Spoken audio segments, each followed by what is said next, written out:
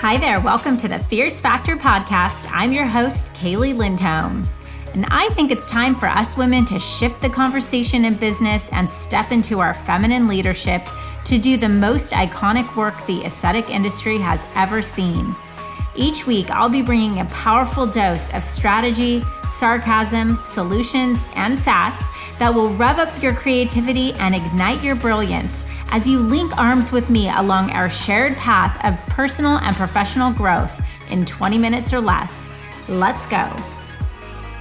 Hello, leader. Welcome back to the Fierce Factor podcast. You are here for episode number 176. Today, I want to talk with you about growth and what that growth may cost you along the way.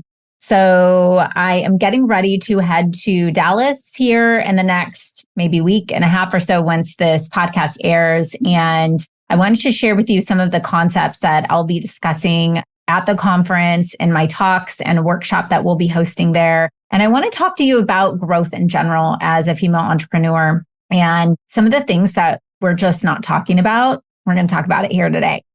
Ultimately, I think if you ask anybody who started a business in this industry, probably any entrepreneur, right? They might say, I started my business to follow my passion, to make an impact, to build my personal brand, and to experience the glamorous freedom of being self-employed. But what we have found working with so many female entrepreneurs is that success has in many ways become eminent and tangible. And sometimes we talk about success by accident, right? Like we've had just such an incredible growth phase in our industry, and women are building multi-million-dollar empires who never even expected to and never planned on being so successful. And as tangible as that success has come, so have the complexities of business ownership.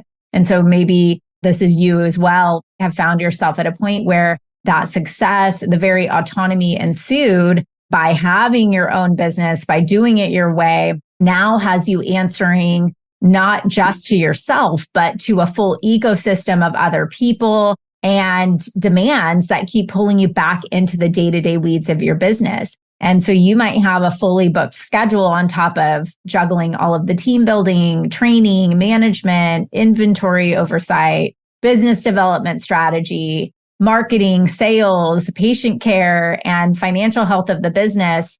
I mean, you name it. You're wearing all the hats. And this equation, this recipe is leaving you and your second best for the people, places, and luxuries that you value the most. It is truly a juggling act.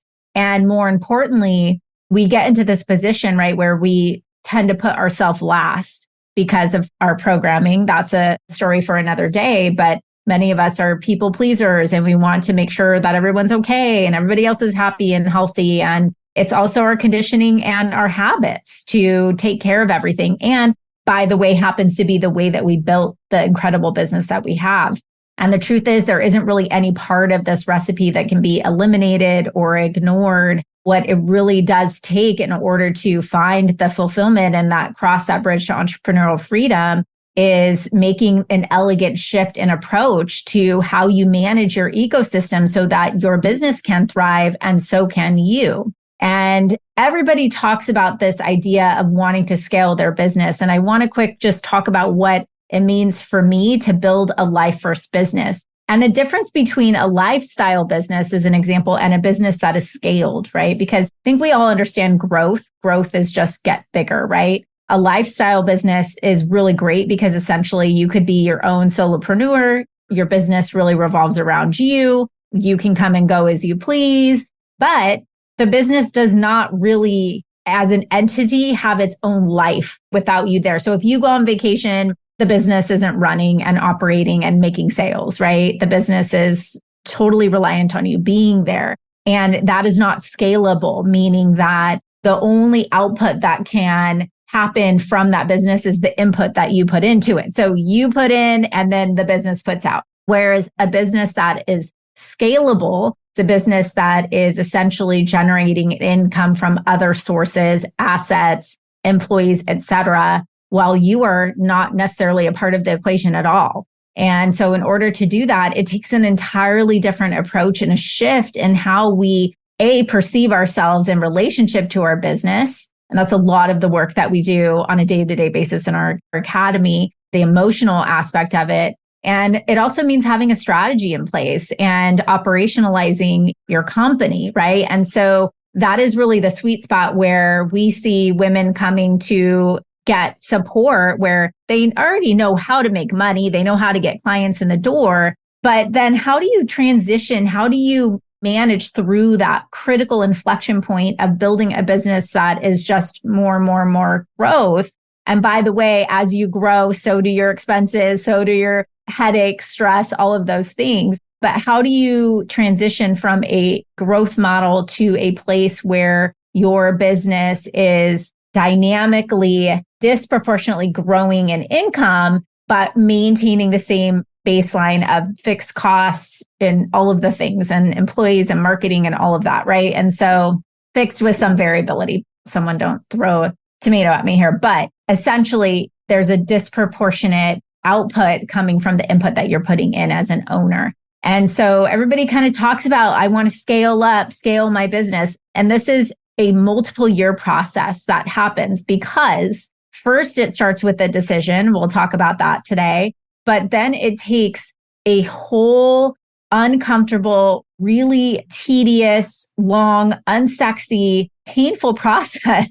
Let me just shoot you straight here of implementing systems and processes and people and operationalizing, and then really going through an uncomfortable period of having to sort of fail at some of those things and then fix them again. So you might hire the right people for the new business and then they may not work out, or you may be developing old people from the old version of the business and they aren't quite able to adjust and adapt to what the new business needs. So there's a lot of shifts that go on as it relates to team and resources you need and the kind of marketing where you feel like you're up leveling, but the business is not really catching up to you. And it's this really, really uncomfortable space.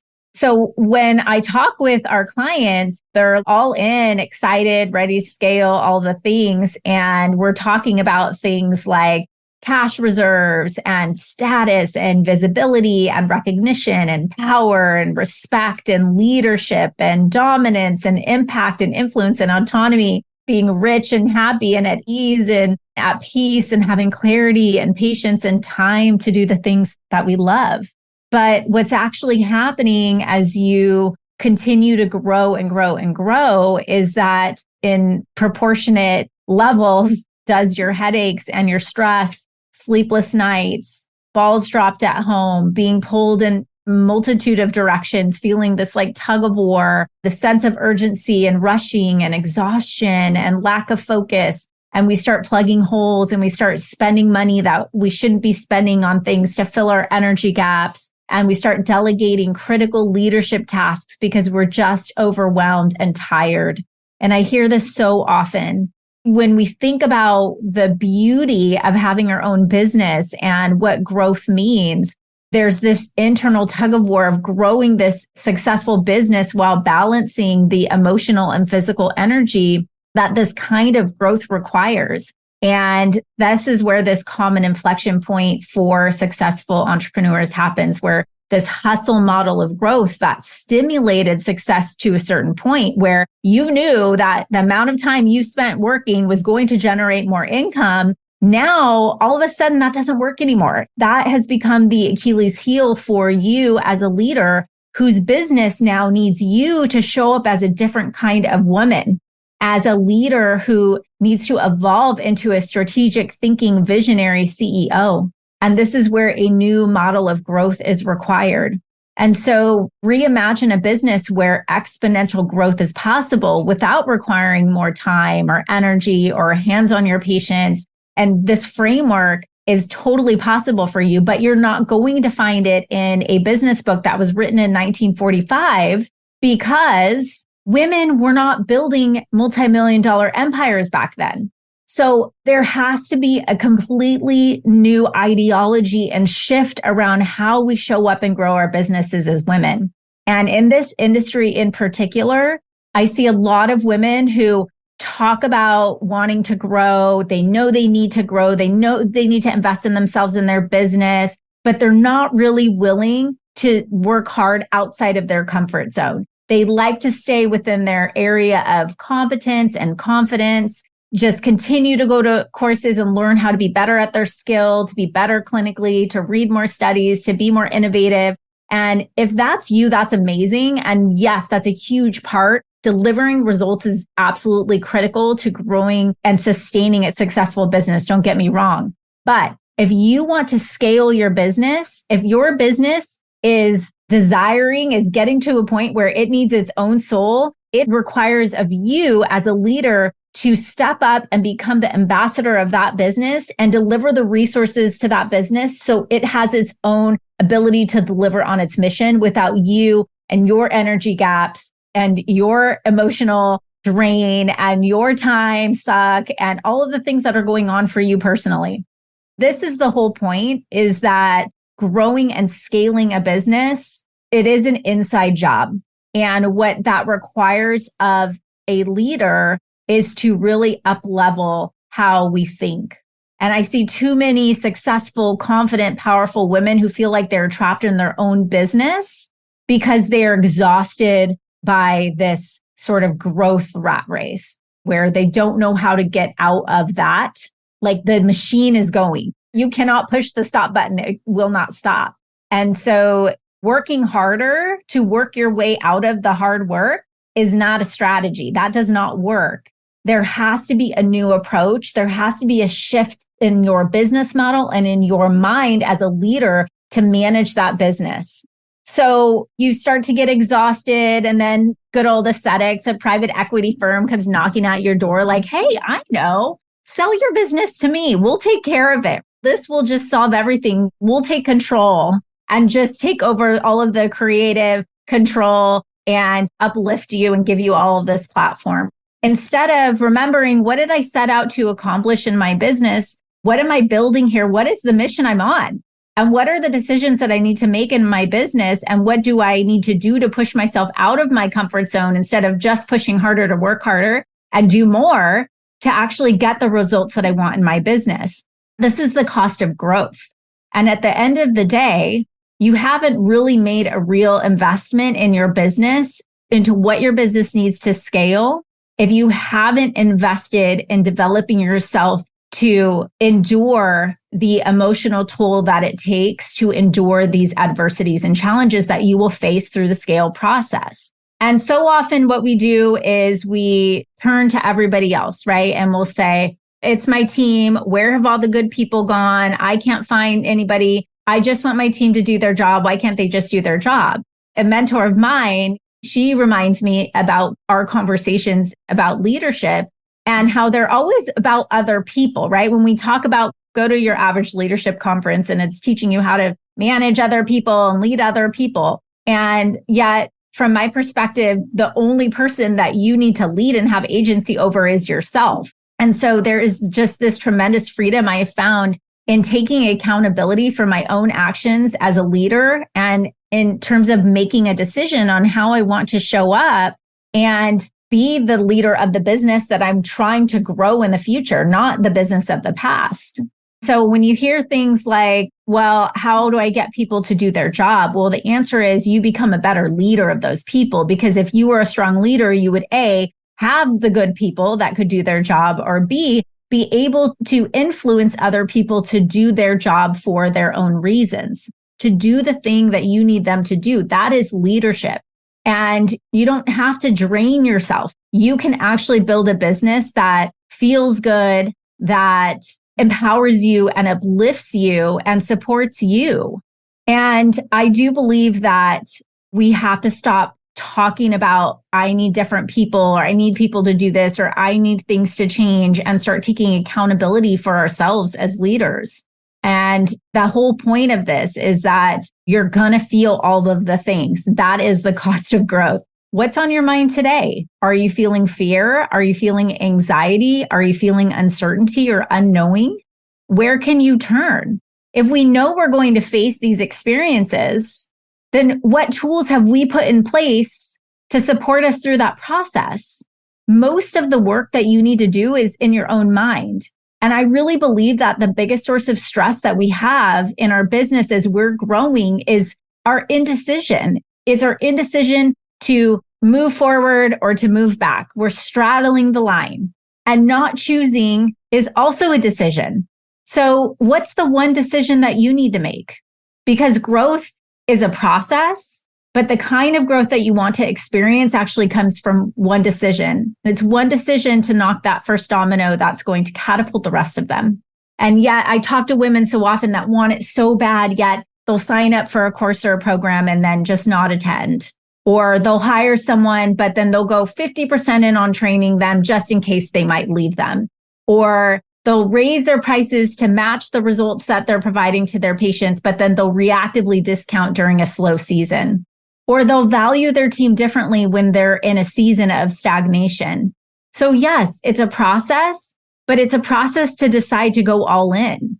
It's a process to decide that I'm going to take accountability and understand that the kind of growth that I'm looking to achieve, if I want to feel fulfilled and I want to have the energy and the time and the autonomy and the freedom and the flexibility that I set out to get when I started my business, I'm going to have to step out of my comfort zone, and I'm going to have to start learning how to lead others, to first lead myself and to lead others in a way that will get the business results through them and not through me.